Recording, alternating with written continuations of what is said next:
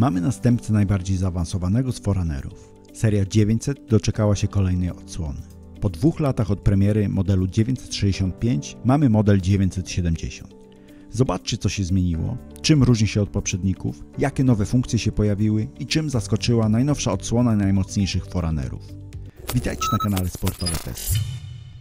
Zegarek do testów otrzymaliśmy od Sportivo.pl, autoryzowanego partnera i oficjalnego dystrybutora marki Garmin w Polsce. Mamy dla Was specjalny rabat od Sportivo. Szczegóły znajdziecie w komentarzu pod filmem. Forerunner 970 jest dostępny w jednym rozmiarze. Pozostał niezmieniony versus model 965 i w dalszym ciągu ma 47 mm średnicy. Jest nieznacznie cieńszy i lekko cięższy. Sam ekran jest ten sam, dotykowy AMOLED o rozdzielczości 1,4 cala. 970 jest przykryty szafirowym szkłem, co jest nowością. 965 była Gorilla Glass. Tutaj nie mamy mnogości wariantów, jakie mieliśmy na przykład w zeszłorocznych Fenixach 8. Jeden rozmiar, w 3 kolorach i tyle. Wizualnie nowe zegarki mają kilka elementów, które pozwalają odróżnić się od poprzedników, ale jakiejś rewolucji stylistycznej nie ma. Tytanowa ramka, 5 przycisków i w zasadzie 3 elementy, które wyróżniają ten model. Po prawej stronie pomiędzy przyciskami mamy napis Forerunner, który odróżnia się kolorystycznie od reszty obudowy, przez co rzuca się bardziej w oczy. W 965 był bardziej subtelny i wytłoczony na obudowie, tutaj jest na oddzielnym elemencie.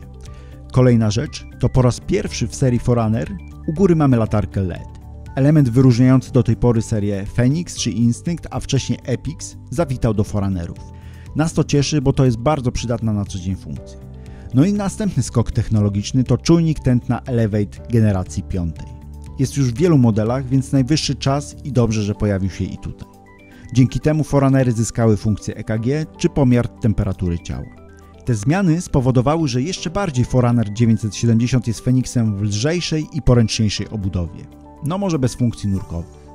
Kolejna nowość to w Forerunnerze mamy teraz głośnik i mikrofon, co daje nam możliwość prowadzenia rozmów przez zegarek po połączeniu go z telefonem. Ale Forerunner 970 to nie tylko przeniesienie kilku funkcji z Fenixa 8 do lżejszej obudowy. Wraz z nim zadebiutowały funkcje, które nie ma w żadnym innym Garminie. Przetestujemy je szczegółowo w pełnej recenzji zegarka, ale wspomnimy tutaj o kilku, które wydają nam się interesujące. Wieczorny raport. Jak sama nazwa wskazuje, raport, który otrzymujemy przed zaśnięciem z informacjami o zapotrzebowaniu na sen, jutrzejszym treningu czy prognozie pogody. Tolerancja biegowa to wskaźnik, który odzwierciedla maksymalne obciążenie, z jakim organizm może sobie poradzić w oparciu o historię biegów. Jest ona spersonalizowana i dostosowana na początku każdego tygodnia treningu. Ekonomia biegu z kolei mierzy koszt energetyczny biegu. Ten wskaźnik wymaga nowego pasa tętna HRM 600, więc powiemy o nim więcej przy jego recenzji, która już niedługo na naszym kanale. Jeśli nie chcesz, żeby Cię umknęła, zasubskrybuj nasz kanał. Tych nowych funkcji jest multum, wskaźnik utraty prędkości ruchu w trakcie kontaktu nogi z podłożem, możliwość tworzenia treningów multisportowych i wiele innych. Niektórzy powiedzą, że za dużo, że trudno będzie się w tym połapać. Inni będą zachwyceni, że mamy więcej wskaźników do analizy. Wskaźników, które mogą nam pomóc bardziej świadomie trenować. Tak czy inaczej, Forerunner 970 jest modelem, który oferuje więcej niż swój poprzednik. Każdy indywidualnie musi ocenić, czy to więcej jest atrakcyjne na tyle, że warto go kupić. Dajcie koniecznie znać w komentarzach, co o nich myślicie.